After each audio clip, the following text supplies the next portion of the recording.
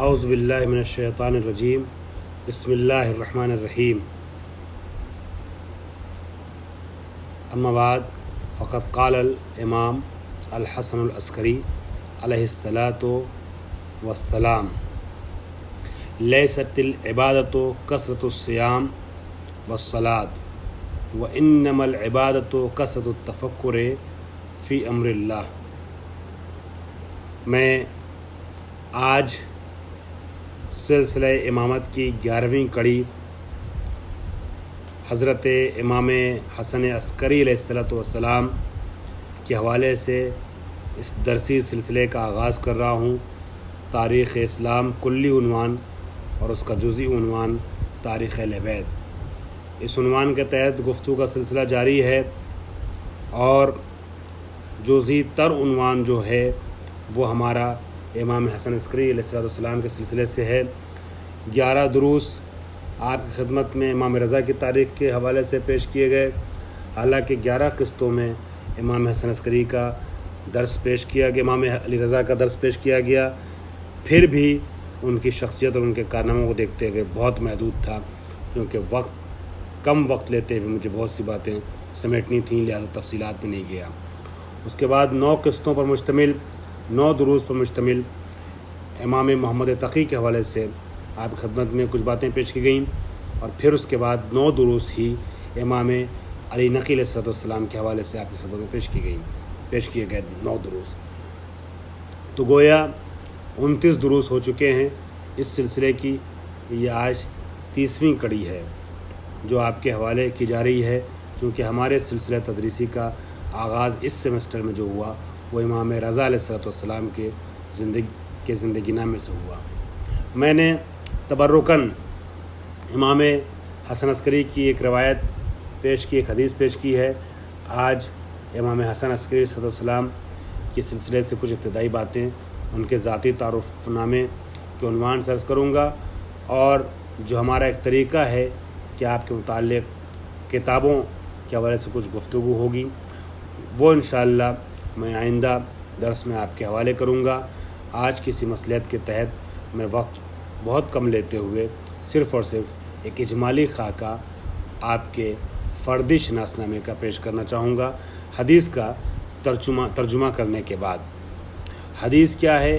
امام فرماتے ہیں، البتہ میں حسب دستور جب امام حسن عسکری علیہ السلام کے سلسلے سے آخری جلسہ تدریسی ہوگا تو اس میں انشاءاللہ آپ کی کچھ حدیثیں نسبتاً تفصیل سے بیان کروں گا۔ آج صرف تیموناً اور تبرکاً درس کے آغاز کے لیے وہ حدیث جو آپ کے سامنے پیش کی اس کا ترجمہ کر رہا ہوں۔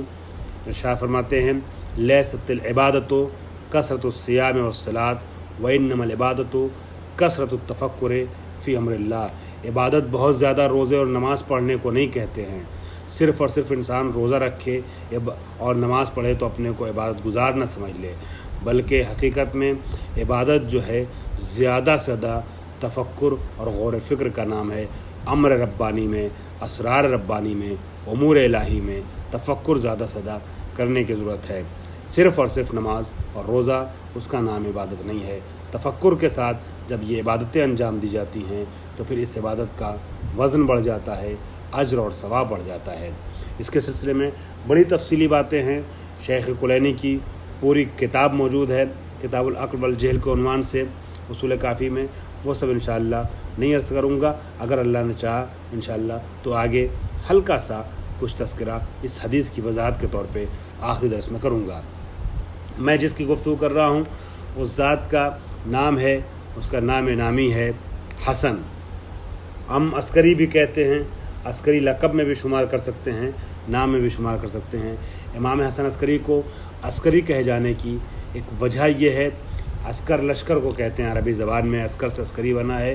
اس کی وجہ یہ ہے کہ جب آپ کے والد محترم امام علی نقی علیہ السلام، جن کا تذکرہ اس کے پہلے کے دروس میں ہوا کہ سن 212 ہجری میں ولادت ہوئی اور 220 ہجری میں منصب امامت فائز ہوئے، 33-34 سال تک امامت کے فرائض انجام دیے، اور 232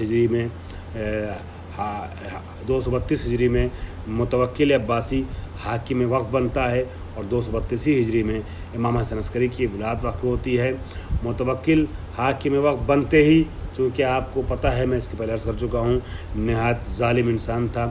اس نے امام علی نقی کو نظر بند کرنے کے لیے سامرہ بلا لیا، بغداد کے قریب بلا لیا، بغداد اور اس کے بعد وہیں قریب میں سامرہ میں آپ کا قیام ہوا. تو چونکہ امام حسن عسکری بھی جبکہ اس وقت کم سن تھے، پہلا سال تھا آپ کی زندگی کا، اپنے والد محترم کے ساتھ یہاں آ گئے. اور میں نے عرض کیا کہ زندگی بھر امام علی نقی علیہ السلام وہیں رہے 20-21 سال.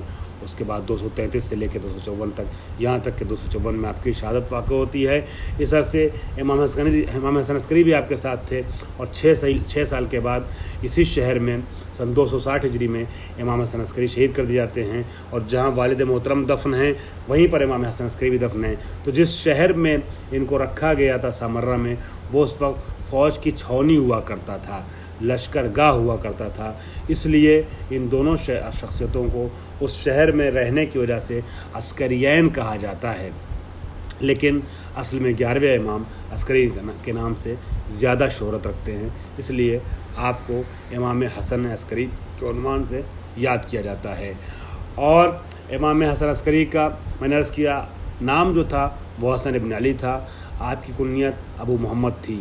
آپ کو پتہ ہے کہ ہمارے آخری امام کا نام وہی نام ہے جو آخری نبی کا نام تھا. اسی مناسبت سے آپ کو ابو محمد کی کنیت سے یاد کیا جاتا ہے. آپ کے القاب جو میں نے عرض کیا، عسکری بھی کبھی کبھی القاب میں شمار کیا جاتا ہے اور کبھی نام میں شمار کیا جاتا ہے. اس کے علاوہ صامت، ہادی، رفیق، ذکی، نقی اور اس طریقے کے کچھ اور القاب بھی ہمارے اس امام برحق کے علمی کتابوں میں اور تاریخی کتابوں میں موجود ہیں. آپ کی تاریخ ولادت 2 تاریخ ولادت بتائی جاتی ہے. ہمارے یہاں زیادہ تر بر صغیر میں جو مشہور ہے، بلکہ یہی تاریخ بس لوگ جانتے ہیں، وہ تاریخ 10 ربیع الثانی ہے. 10 ربیع الثانی ہمارے یہاں رائج تاریخ ہے. لیکن ایک تاریخ اور بھی بتائی جاتی ہے 8 ربیع الثانی. ایران وغیرہ میں 8 ربیع الثانی جو ہے وہ بھی شہرت رکھتی ہے. اور وہاں میں نے یہ دیکھا ہے کہ 10 ربیع الثانی کو جناب معصوم قم کی چونکہ شہادت کی تاریخ کی بھی بتائی جاتی ہے. روایت یہ ہے کہ وہ معصوم قم کہ جن کی ولادت پہلی ذیقعد کو بھی ہے، اسی مہینے میں جس مہینے میں 11 ذیقعد کو امام علی رضا علیہ السلام کی ولادت کی تاریخ ہے، اسی مہینے میں آپ کی ہمشیرہ جناب معصوم قم کی بھی ولادت تاریخ ہے پہلی ذیقعد کو. اسی لیے اس 10 دن کو پہلی سے 11 ذیقعد تک کو دہہ کرامت کے عنوان سے، عشرہ کرامت کے عنوان سے ایران میں بہت خصوصیت حاصل ہے.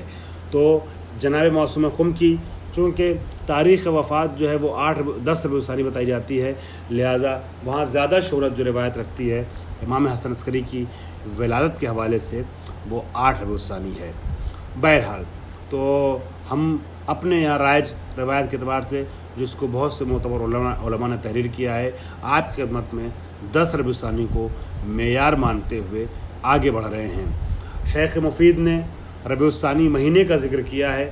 میں نے عرض کیا ہمارے لیے جہاں اختلاف ہو جائے روایات میں، وہاں معیار درسی اور منبع درسی اور ملاک جو کتاب ہے وہ شیخ مفید کی الارشاد ہے، جس کا متن میں ابھی آپ کے سامنے تھوڑا بہت پڑھوں گا انشاءاللہ اس درس میں یا اگلے درس میں. شیخ مفید نے صرف ربیع الثانی کا ذکر کیا ہے. شاید اختلاف روایات کی بنیاد پر انہوں نے کسی ایک تاریخ پر انگلی رکھ کے نہیں فرمایا ہے کہ یہی تاریخ امام حسن عسکری کی ولادت کی تاریخ ہے. اور سن میں کوئی اختلاف نہیں ہے. مشہور ترین قریب بے اتفاق یہ ہے کہ سن 232 ہجری میں امام حسن عسکری علیہ السلام کی ولادت واقع ہوتی ہے. ولادت جہاں واقع ہوتی ہے اس شہر کا نام ہے شہر مدینہ.